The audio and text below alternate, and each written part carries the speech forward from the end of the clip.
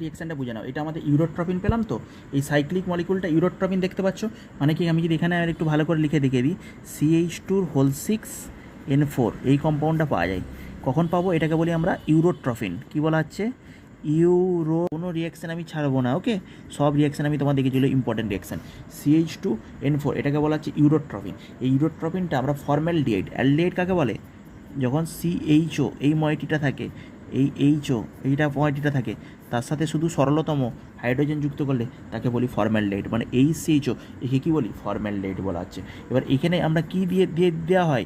NH3 দেওয়া হয়, কেন কি? সাইক্লিলাইজেশন করার জন্য একে, ওকে? সাইক্লিক মলিকুলের জন্য।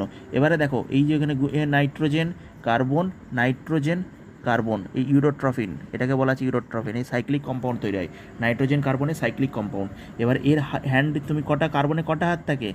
4টে হাত। তাহলে এইগুলোতে 2টো করে হাইড্রোজেন তুমি বসিয়ে নাও নিজে নিজে, ঠিক আছে? এবার এই যে নাইট্রোজেন দেখছো, এখানে একটা সেন্ট্রাল নাইট্রোজেন থাকে, সেন্ট্রাল নাইট্রোজেনের সাথে NC বন্ড থাকে, NCC। এখানেও তুমি 2টো করে হাত বুঝিয়ে নাও, তার মানে এখানেও CH2, এখানেও CH2।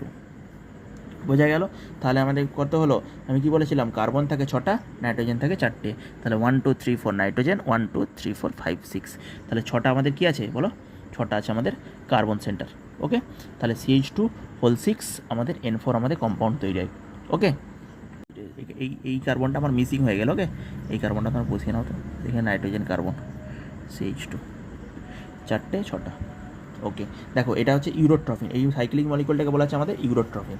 এবারে আমাদের এই যে CH3CaO, আর এইটা ডিরেক্ট এখান থেকে কী রিয়াকশানটা বলো তো? CH3COO2Ca, ক্যালসিয়াম একটা অ্যাসিটেট দিয়েছে আর একটা ক্যালসিয়ামের ফরমেট দিয়েছে, ঠিক আছে? 2টো অ্যাসিটেট গ্রুপের। এবার দেখো এখানে আমাদের যদি রিয়াকশান করি, এখান থেকে আমাদের CaCO3টা বেরিয়ে যায়। মানে কি হয়? আমি যদি এটাকে দেখাই, আমি মনে করো এখানে দেখিয়ে দিচ্ছি এটা। দেখো এখানে আমাদের কী আছে বলো তো? এই রিয়াকশানটা আবার নিয়ে আসবো।